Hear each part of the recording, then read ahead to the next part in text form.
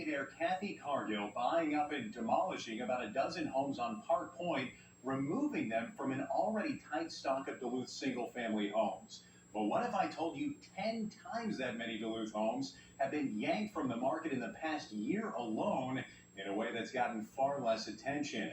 Investors are snatching up residences in all parts of the city at an eye-popping rate, converting what were homes for purchase into long and short-term rentals. City leaders and residents say it's adding to our housing crisis and creating neighborhoods without neighbors.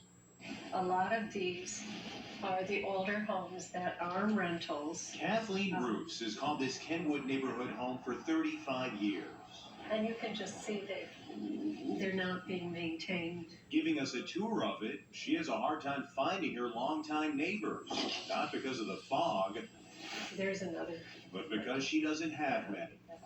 That street is all rentals. An increasing number of these houses are not owned by the folks living there, but instead investors who buy them with all-cash offers and often convert what was a 2 to 3 bedroom home into a 5 or 6 bedroom rental. There are LLCs in this neighborhood who own 6 or 8 houses in the neighborhood. When Roofs and her family moved here in 1989, she says it was filled with families, young people, old folks, and even a group home. Now it's a revolving door of unfamiliar faces and increasingly familiar problems. Parking issues, frequent noise issues, frequent blight issues, and increased traffic and speeding. We have experienced lots of changes. Ruth says her beef isn't with renters or even the concept of rental properties, as she's landlord of a small home nearby. To her, the issue is corporate landlords who don't live in the area and therefore neglect their properties. The landlords need to be accountable for the behavior of their tenants. According to HUD, the trend of investors buying up houses began during the Great Recession when the government incentivized corporate purchases of foreclosed homes to help stabilize the market. The trend then accelerated during the pandemic when interest rates bottomed out. There's a lot of money being made, but many longtime Duluthians say it's at their expense. Clearly, in these neighborhoods, single-family neighborhoods, one LLC owning 8 houses is an abuse. Numbers from the city of Duluth show in 2014, LLCs purchased 68 residences, or 4.5% of all homes sold that year. Last year, they bought 112 Duluth residences, accounting for 9.5% of all 2023 sales, greatly expanding their presence into areas like West Duluth. The house directly next to us is a rental, and then 2 of the homes across the street are rentals. Dave Nunemacher lives in Denfeld. So, I mean, we've seen people cycle through, but that's the nature of a rental. In recent years, it's this part of town that's seen the biggest rise in LLC purchases of single-family homes. And while parking issues and noise are less of a problem here compared to Kenwood, every corporate purchase of a house is felt in a different way. I have a top-level concern. It's that lifetime Duluthians can't buy a home in their own community right now. Mayor Roger Ryder says corporate buy-ups put a significant dent in the number of single-family homes available in a city that's only managed a net gain of 36 in a decade. It's really problematic. Experts also say families are priced out of the buyer market because of all-cash bids many of these corporations use to purchase large numbers of properties. So whether it's LLCs, whether it's VRBOs, whether it's one-off or two-off or three-off rental ownership property, it's challenging. And everyone in Duluth knows it's challenging because it makes it really hard to find a home. We asked the county assessor for a list of all the investor-owned properties in the city of Duluth. Here it is right here, 1,660 of them, or 6% of all residences in Duluth. That compares to 5.7% of residences in Rochester and 3% in the Twin Cities. This is a big problem for them as well. The difference is they have plenty more room to build. We don't. That's why lawmakers are now getting involved.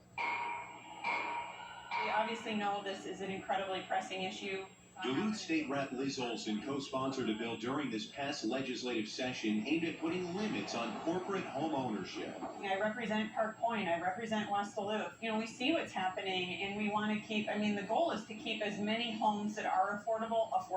The legislation would limit corporations to 10 single-family rental homes in each city. Companies that already own more than that would be required to sell them within 2 years of the law taking effect. There would also be some restrictions around usage. Would put some scrutiny around them having to disclose what their intent is, who they are, as well as have some restrictions on no more than 10 property buy-ups without the intent of keeping them as single-family homes that they would be living in. Our digging found there are 21 companies in Duluth that own 10 or more residences. But the bill received some pushback. Republicans say forcing companies to sell homes is unconstitutional. There's also a fear that trying to cap rentals isn't realistic. Because caps don't work. People find ways to go around the caps. They do it without getting permission. They become unlicensed. They become unsafe. And an inspection of Duluth residences owned by LLCs bears that out. Look at this. 11 residences in the city are owned by Capgrow Holdings JV Sub V LLC.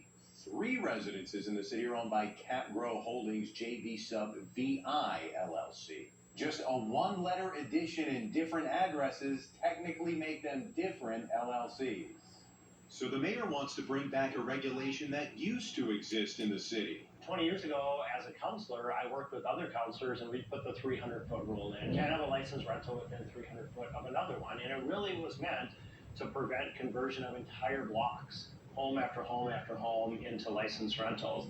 The 300-foot rule was in effect in Duluth from 2008 to 2010, meant at the time to apply brakes to an explosion in student rentals near UMD.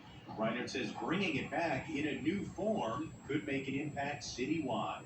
We want to have the diversity of home and rental opportunities.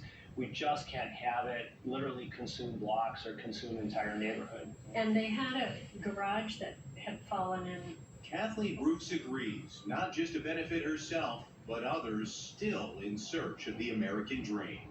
And we have many houses here that would be lovely, lovely starter homes, or retirement homes, or homes for young professionals that, in our opinion, should be available for purchase to the public, but they're being sold to LLCs. And the bill capping rentals in a given city didn't go far during this legislative session. Authors hope that after some tweaks are made, it could pass next year. Well, we have an updated drought monitor out here today.